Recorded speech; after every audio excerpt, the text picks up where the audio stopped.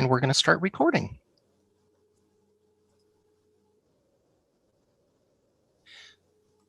Okay, so hopefully attendees will begin to populate once they realize that it's open. Usually I open it up a minute or two earlier than this, but I had a little moment of panic. So, hey.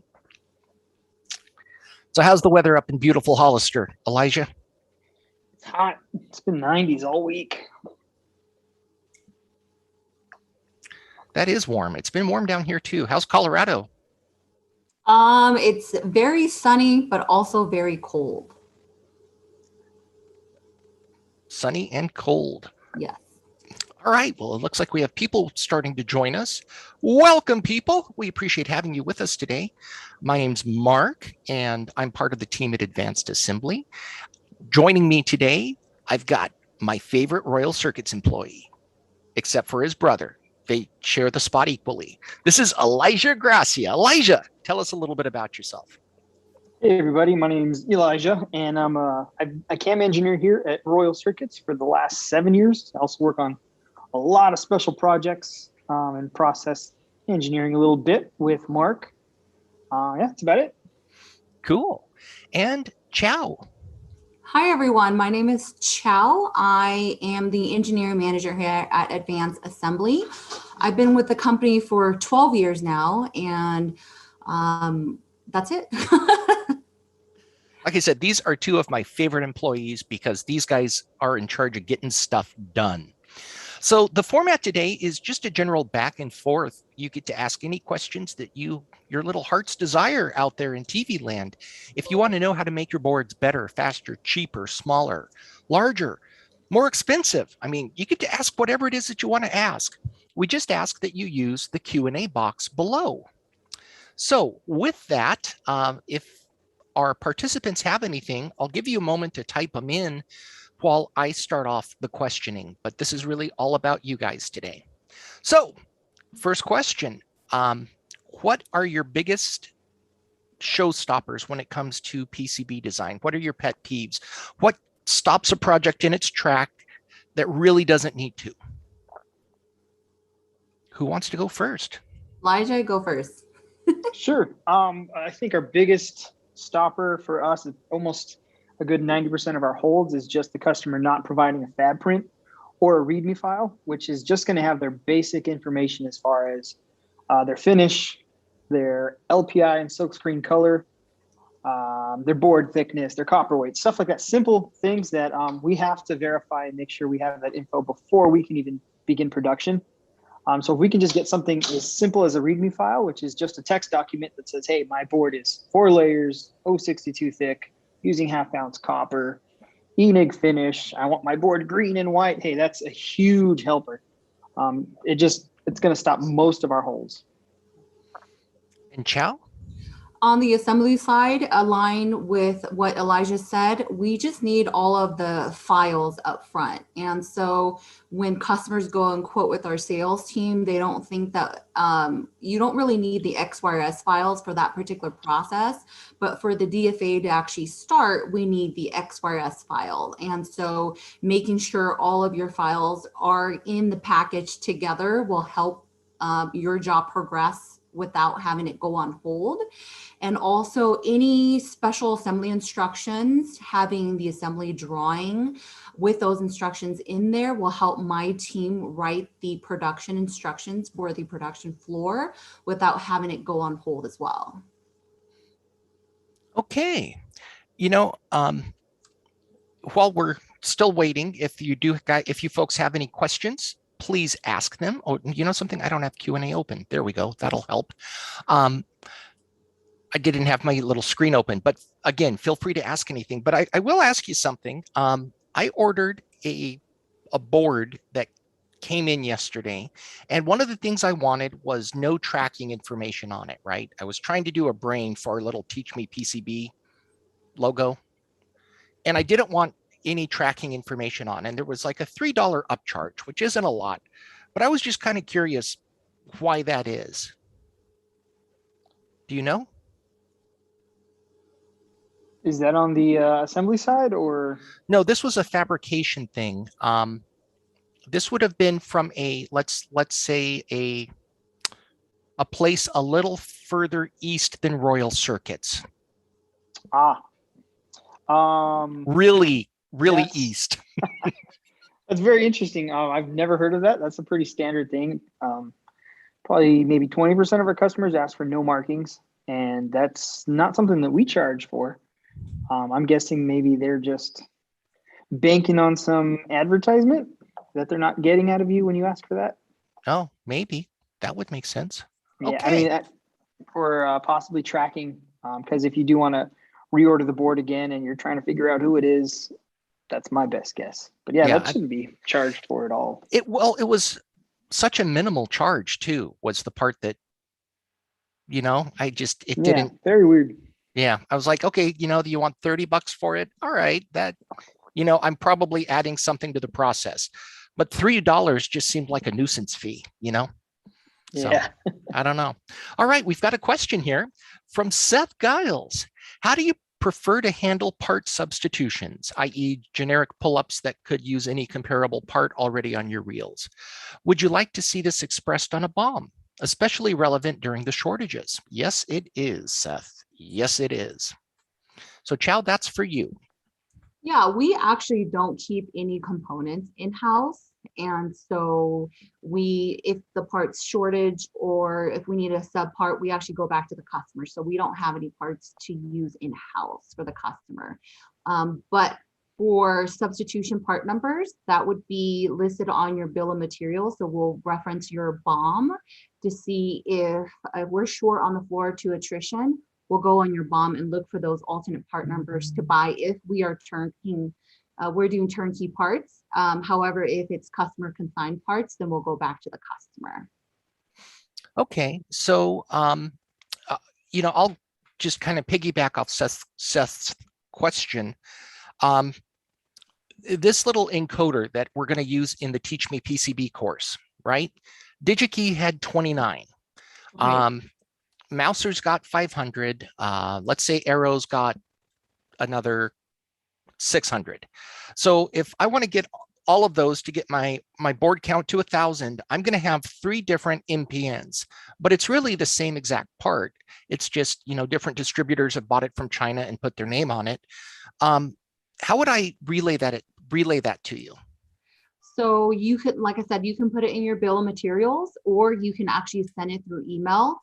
What we'll have to do is we have to keep track of those 3 part numbers for our production floor that to use these part interchangeably. So you can use part number 1, 2, or 3, or mix them. Some customer have a preference of using part number 1 first, and then part number 2 second, and then part number 3 third. And so in those instances, we do have to keep track of these serial numbers that those parts go on. It just depends on the customer's preference. So if we can just use any part numbers of those 3, then we would have to list it for the production floor because they are very particular. They have to use the part number that we give them on the bill of materials that we assign them. So if we only list 1 part number and they don't see the other 2, then they will not use the other 2. So I will have to go into the production order and list all those 3 part numbers so the floor knows that they can use all 3. Okay, so hopefully that answers your question, Seth. And if you have more, please feel free to keep asking.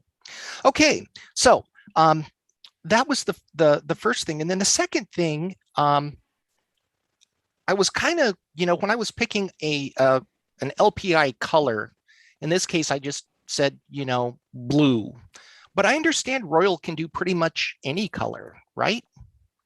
How do you usually specify that? And then how do you specify that if you want to get fancy about it? Yeah, so one cool thing about Royal Circuits is we will do any color under the sun, free of charge, or I guess no added charge, right? If you want a specific color, the best place to put that is in, like we said, either the fab print or the README file, and just specify as simple as I would like blue solder mask or red solder mask. And we do have a few customers that are, I guess you'd call it color code specific, a Pantone color code, if you're familiar with that. And they will send us their color code, which is a way we can get an exact shade, I believe, like you would say, C035, and that's going to bring us to a very specific shade of teal color. And we can make that happen. We have the technology, and yeah, a few customers will even roll the dice and let their sales rep pick some colors and do something fancy if the color is not a big deal for them and they want to try something new. Elijah, I want to try something new. What would you suggest for me? Orange is pretty cool. Orange with white LP or white legend. Reds and blues and greens we do all day. There are a few purples. There is a really hot pink color that we do. I think we call it Barbie pink. That's pretty common in there. And then there's one customer, like I said, they use a very specific shade of teal, and we have to use that shade every single time. What about the fancy clear solder masks I've been hearing about? Yes, we do clear solder mask, which you just have to trust us that it's there. You would never know. I like it, but it sounds shady. All right. Okay. The question is this, and it's from Mr. Seth Giles. Elijah and Chow mentioned a file she would like to see included when submitting a project. Could someone expand on what this file should contain? I'm assuming this would be in addition to ODB++ or Gerber and Stackup info. Chow, would you like to take that? Would you like me to? No, so I believe he's referencing the XYRs file. So if the customer submits their ODB++ zip file, I can actually extract that information from that zip. However, that is a very manual process for us. So if they can supply that in addition to the ODB++, that would be very helpful. And that's basically just listing the reference designator, the XY coordinates, the rotation and side information. Any format that you would like would be helpful. We use text, Excel, and those are the two preference in the format type. And if you're not, I don't know your familiarity with your EDA program, Seth, but if it's not listed as a XYRS, it could be listed as a part centroid file or a pick and place file in the EDA export. Sometimes it's not always called an XYRS, but the XYRS is simply the X location of the part, you know, how far over, Y location, how far up. Rotation, is the part going on straight or is it going on at an angle? You know, for example, here I've got switches that are going in at 10 degrees or something, just for an illustration. You can see how that's clearly, you know, not straight up and down when this thing's in compared to the other parts. And then side, which side it's going on. If you can keep all of your parts on one side, you can decrease the cost to produce your board. So do that if you can.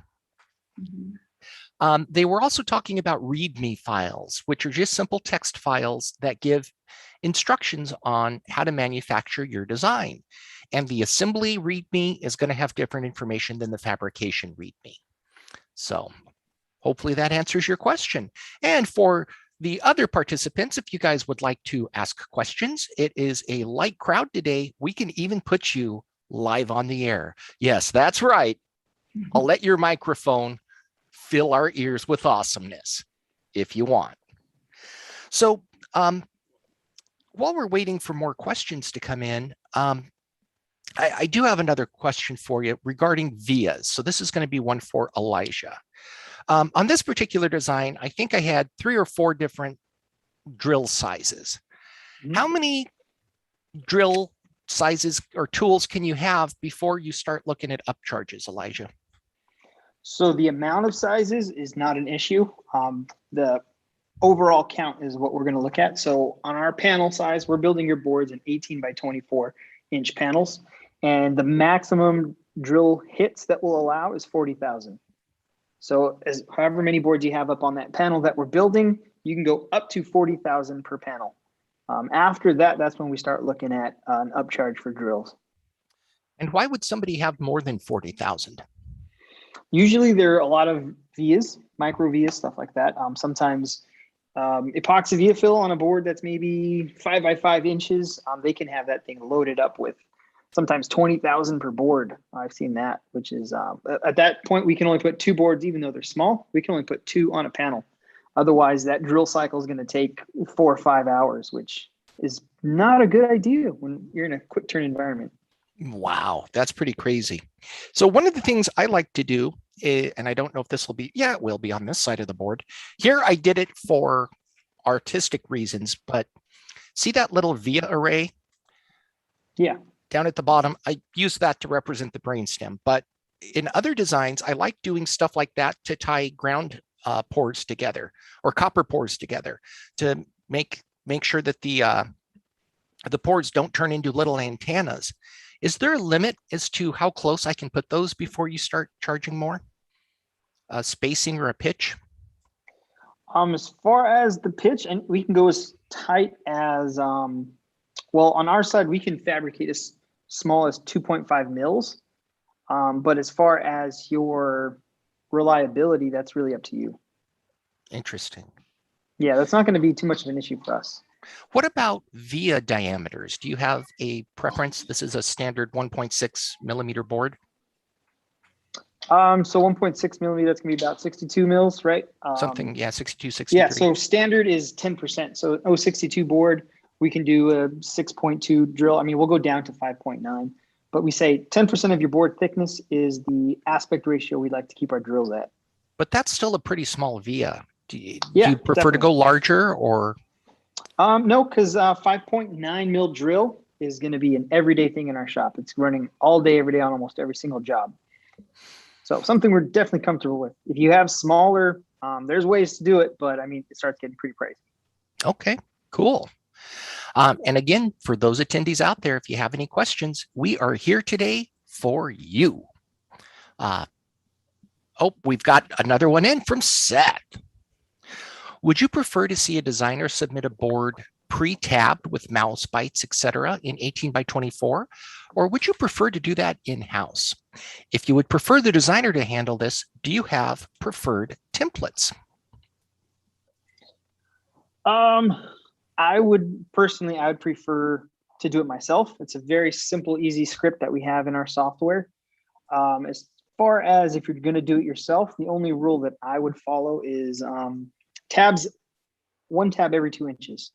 That usually helps just for your assembly side. Even then, it's not really a big rule.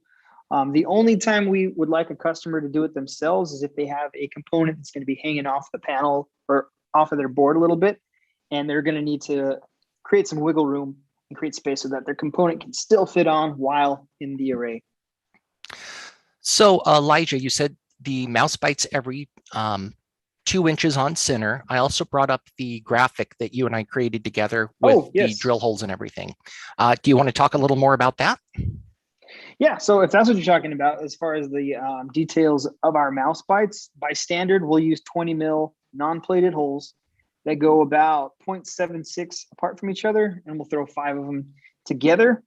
And it's really up to you as far as where you want to place them, but our standard is going to be, I believe it's about 50 mils away from your board outline. That just will create that little groove on the edge once it's cut out. And different customers have different ways of removing those. And then we're by standard going to use a 100 mil router bit around the edges. That gives you enough of a tab to stay on while you're doing the assembly process, but it's still going to be fairly easy to pop it out when you're ready to. Yeah, because it is important that it depanelizes at the right time and not during manufacturing, not the right time. During shipping, not the right time. But it happens. It happens.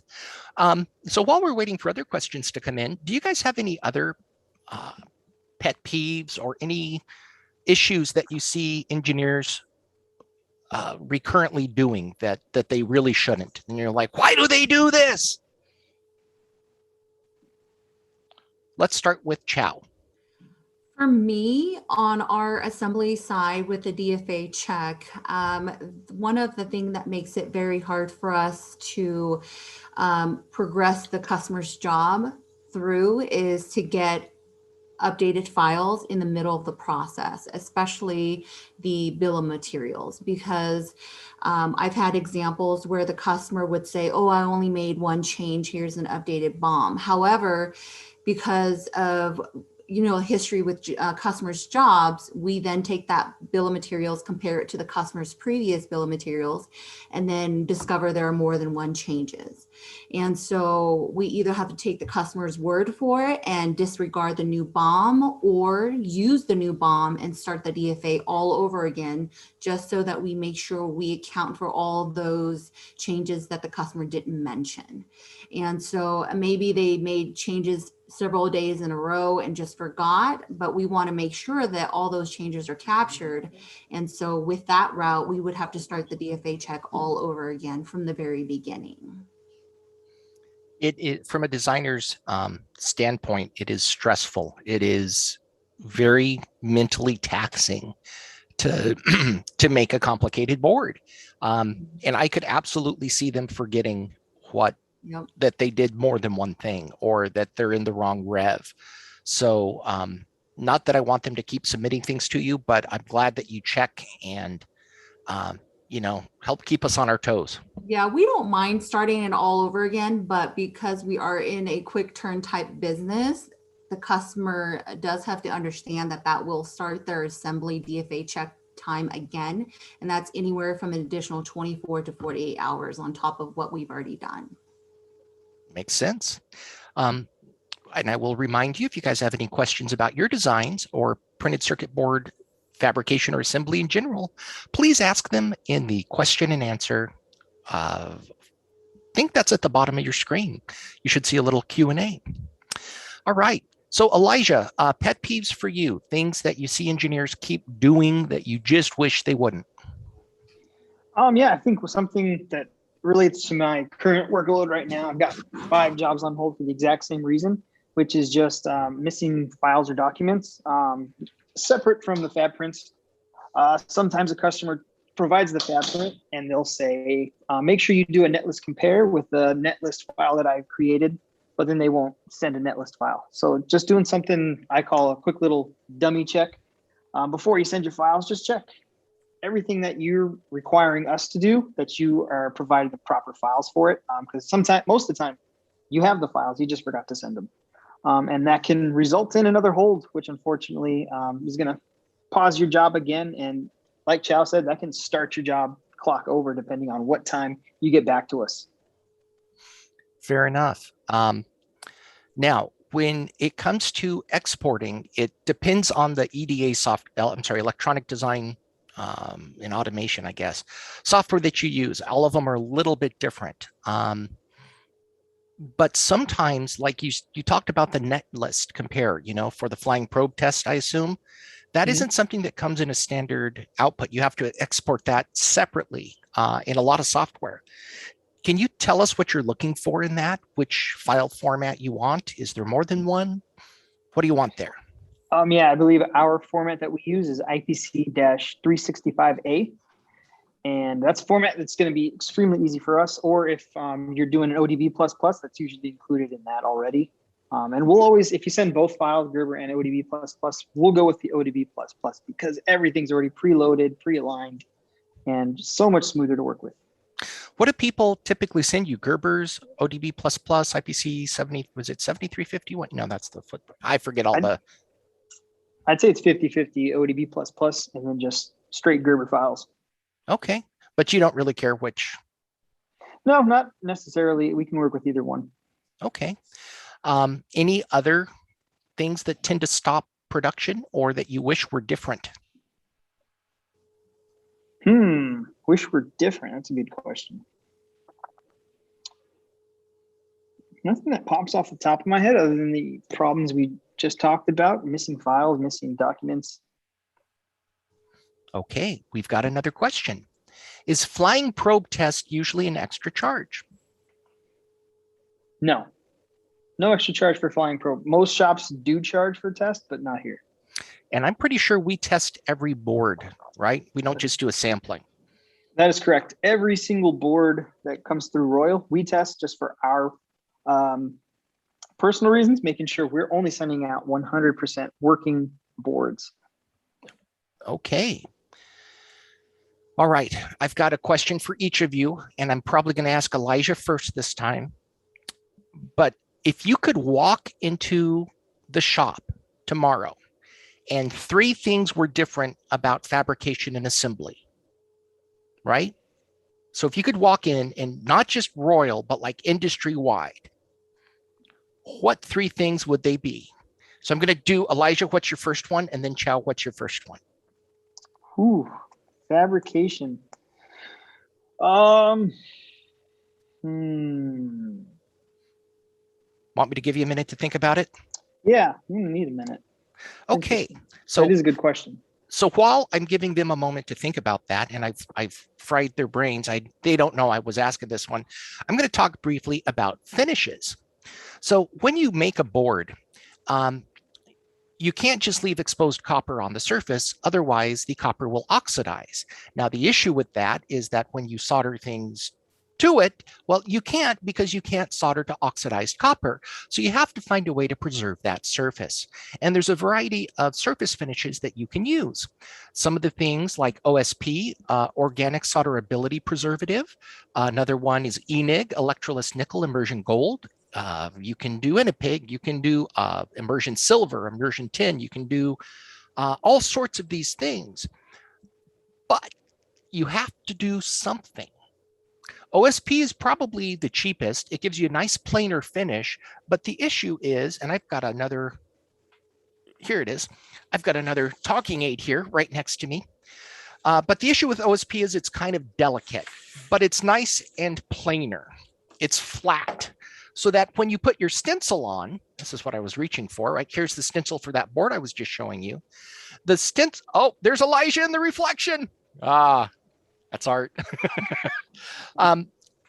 So that when you're doing that sort of thing, it's going to fit, and it's going to be flat, and it's going to make a nice gasketed connection with the board below. Another good one for that is ENIG. ENIG's a little more expensive than OSP, but not much. What you want to stay away from if you're doing template is any non-planar finish, like Hassel, hot air solder level, because the surface isn't flat, this isn't going to sit flat, and then you're not going to get the right amount of solder paste on your boards. All right, that was the Mark's 60-second commercial. Now for the question. What is the first thing that you would change about the fabrication industry, Elijah?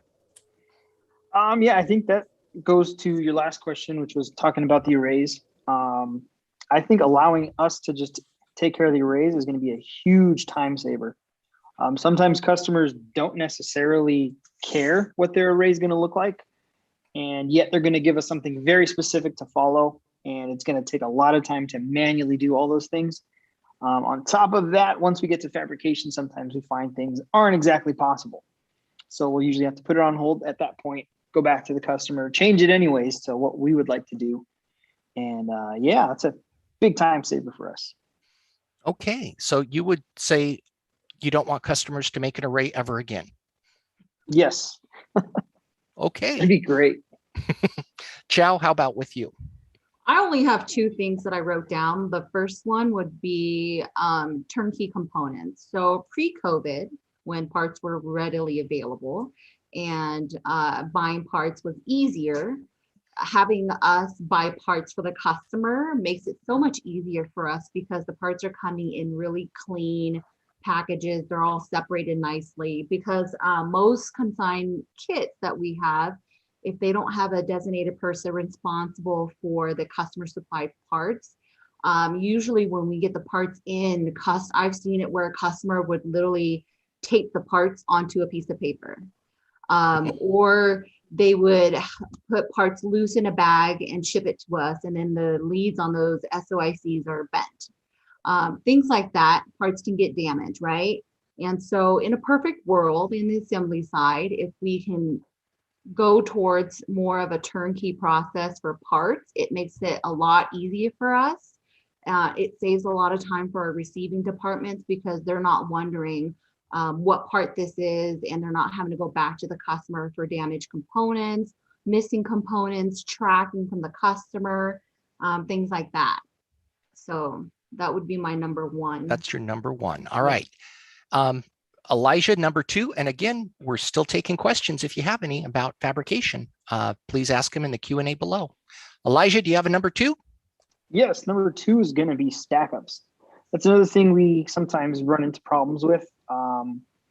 Sometimes customers will ask us to follow a very specific stack up, not just that, but they'll ask for a core specifically to be made out of a certain construction, like it has to be using 7628, a buildup for it, right? So it's a very specific core size. We go and search, we try to find it. Lo and behold, it has to be made custom. We go back to the customer and say, hey, this is going to take 10 days. And they're just like, oh, no worries, use whatever you have. So we went on a wild goose chase for all that, and the customer never actually needed that. So sometimes they're giving us a little too much information, a very extremely detailed stack up that never needed to be used in the first place. Just give us the dielectric spacing that you need if you don't have a specific buildup that you absolutely require. And then materials, we have plenty of webinars and resources talking about materials. Sometimes a customer will request a crazy material, not realizing they don't even need it. So they can take the opportunity of saving time and money on that. So definitely talk to our Stackup engineers who can help you with all that free of charge. And when they create a Stackup at the very beginning at quote level, it comes to me from engineering. There's no questions. The customer's already seen it, approved it. They know exactly what we're going to use, and we can flow with that very smoothly. That actually goes to the next question that we've got from Seth, and it sounds like you just answered it. It was a two-part question. Does Advance provide any controlled impedance stack-up consultation? The answer is yes, and it's free before quote. Are different fabrication houses used for controlled impedance versus standard impedance manufacture? Elijah. Yes, we do all that here in-house, which is cool. If you have that information ahead of time, you can talk to our Stackup engineer before you even send your files over to production. And they can get you your exact stack up, let you know your tray sizes, your spacing's working, your dielectric spacing is going to be okay. And they're going to solve all those problems ahead of time. If you don't have time for that and you're sending it to us, all of our engineers are trained in building stack-ups, creating the right controlled impedance, and we're going to double check all that for you anyways. So we'll let you know, hey, we're going to change your stack-up just a little bit to make all of your models work, or we suggest changing your tray sizes.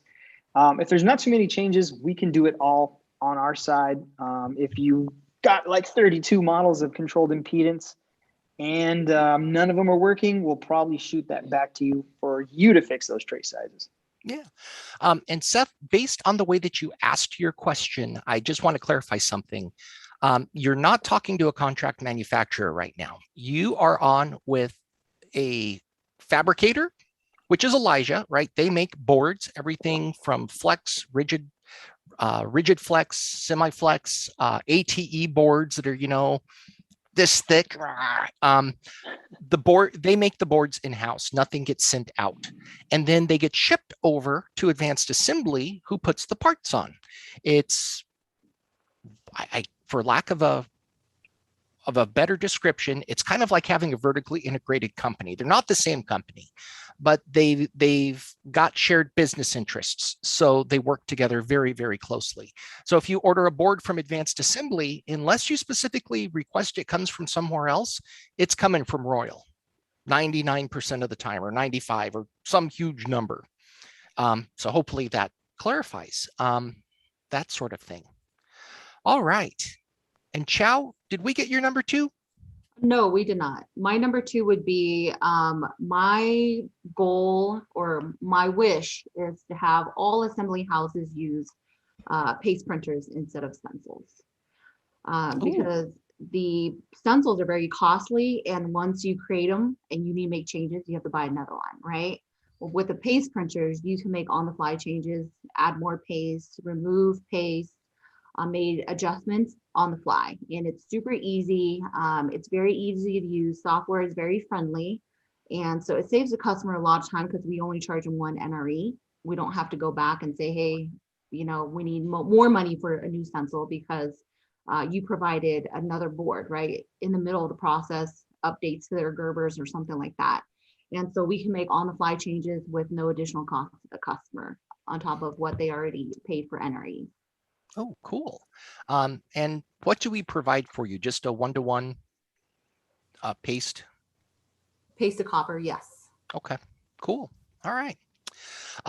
Any other questions, Seth, we've heard from you. We're still glad to talk to you if you have more. And Will, thank you.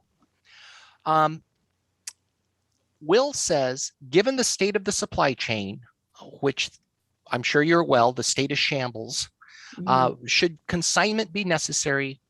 What packaging is preferred? So at our facility, we are able to take loose components, but when I say loose components, I also want those to be in any kind of protective packaging that you guys may have. So you can actually supply them cut tape, reels, loose component that's padded, of course. And then we can take those. We have a custom tray system that we use in our autoclave machines.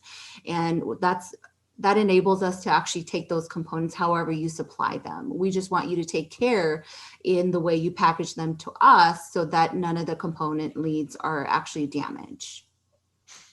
Okay. And if you can, by the way, Will, buy them from Digi and ship them straight to AA. Just make sure you include is it the B number you want on there? The build number, yes. Yeah. Now, I will also say this from a design standpoint, Will, it is getting bad out there. So for this board, which I recently designed, this was a last week design. This is not old. As soon as I added a part to my schematic, I verified its availability and I bought it, right? So before I even had boards in hand, before I even had the board really laid out, I had ordered parts just to make sure that I knew that I would have them, because the lead times on things are excessive. Like these little rotary encoders, which are, what's the problem with rotary encoders? Well, I actually did buy, I want to say 29 from DigiKey because that's all they had. And they shipped me 26 and they said, sorry, there was a miscount on the other 6.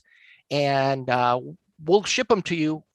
It's our bad. We'll ship them to you when they become available, but they're not going to be available until February of 2022 at the earliest. You're like, what are you doing? Now, fortunately, I already had 30. This was, another 29. So I only end up with 23. So I end up with 73. It's not ideal, but at least I can still move forward with most of my build. But yeah, it's getting bad out there. So consign, ship them to AA. They will store them in ESD, low humidity environment, and it becomes their responsibility, not yours. And then you never even have to touch them or pay for shipping again. And Mark, what we've also been doing is a lot of our customers will send us just their bill of materials for us to buy all of the parts now, get what we can on order.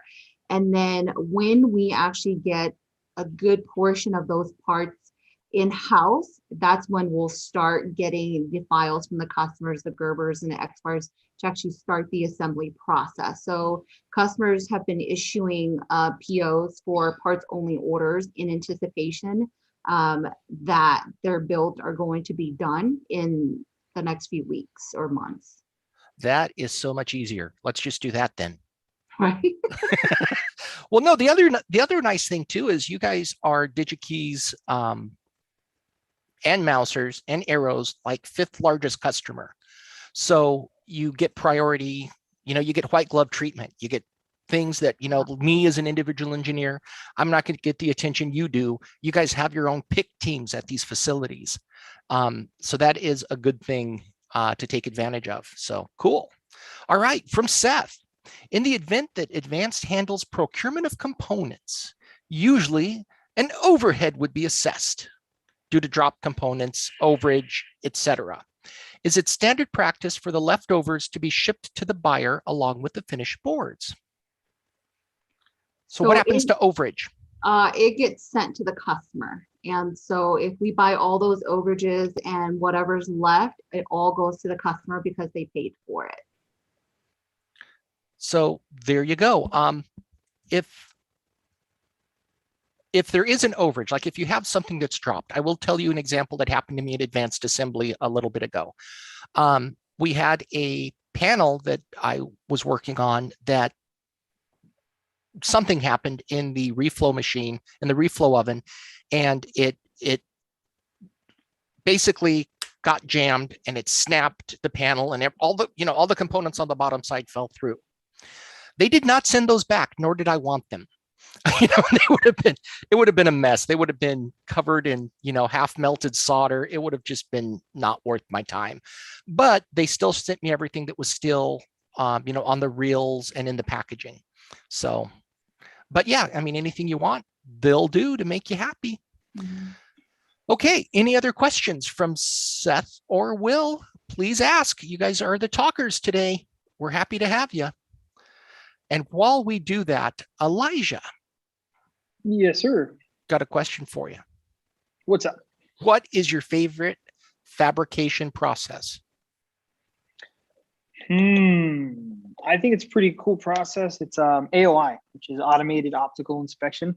Okay. That's when we take your panels. Once all the unwanted copper has been etched, basically we have your design in copper form, right?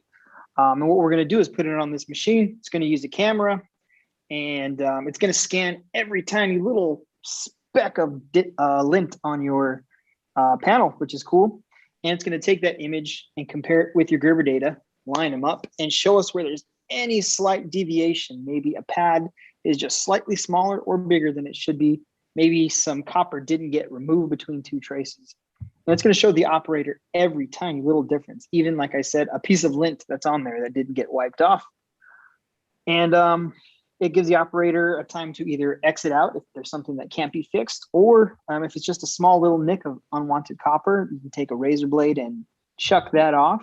And yeah, it's a pretty cool process. It's amazing how this camera and computer work and how fast it actually takes a picture and shows the operator sometimes hundreds or thousands of errors. Very cool. Chow, do you have a favorite process? All of it. I mean, it's just fascinating to see, especially because I've been to a few assembly houses. But for us to be able to see going from the DFA, just the files, and then releasing it to the floor, they're going to do inventory of the parts. Then trays are going to be cut, components are going to be stuffed in the trays, reels going to be loaded, parts being placed on the actual boards. And some of these parts are super tiny, like grain of sand. And sometimes I see it as big as my screen on my computer screen. However, when I go out in the production floor, I'm like, these are the parts, they're so tiny, don't blow on them, they'll disappear. And so it's just amazing about how these parts are being placed on the boards and to get the final product for the customer and getting it in their hands. The whole process is pretty amazing, actually. I would love to agree with you, but you're wrong. X-ray. X-ray is pretty cool, yes. X-ray is the coolest. It's not just pretty cool. I love 3D X-ray with all spinning around and you're like, oh, that one's my favorite. We have a job for you then, Mark. What's that? To go in our X-ray station. I'll do it. I would so do that in a minute. It looks fun. So, all right, last call for questions, and then we're going to let Elijah and Chow get back to business of staring at computer screens, their favorite thing. Mm-hmm. So, all right. Well, it doesn't look like we've got any coming in, but I do really want to thank you both for joining me here today. It has been something of a quiet day, but these things will live on YouTube forever. Isn't that exciting? I know. You guys are now internet famous. You're welcome. Anything you'd like to say as a goodbye, Elijah or Chow? No, thank you for having us. No, man. Thank you to the customers who attended or the folks that attended. And thank you guys so much for your questions. It was a pleasure answering them for you. And if you guys have any questions or concerns, you guys can reach out to us with that. It's particularly like a new design or something, and we can check those files for you before you even book the order. Definitely. Royal and AA offer free engineering services. So if you ever have questions, even if you don't book with us, take advantage of our DFM or our DFA. We can help you with anything that you need. We can also set up custom one-on-one webinars with any engineer in our facility that you might want to talk to. If you want to learn more about a process with your engineering team, just reach out to your local sales representative, or if you don't have one, email sales@royalcircuits.com or sales@aapcb.com. And with that, I would like to thank everyone for joining us today. And I would like to thank Chow and Elijah. Thank you so very much for your time. It's been my pleasure, as always, every time I get to see you two. So have a great rest of the day. We'll You talk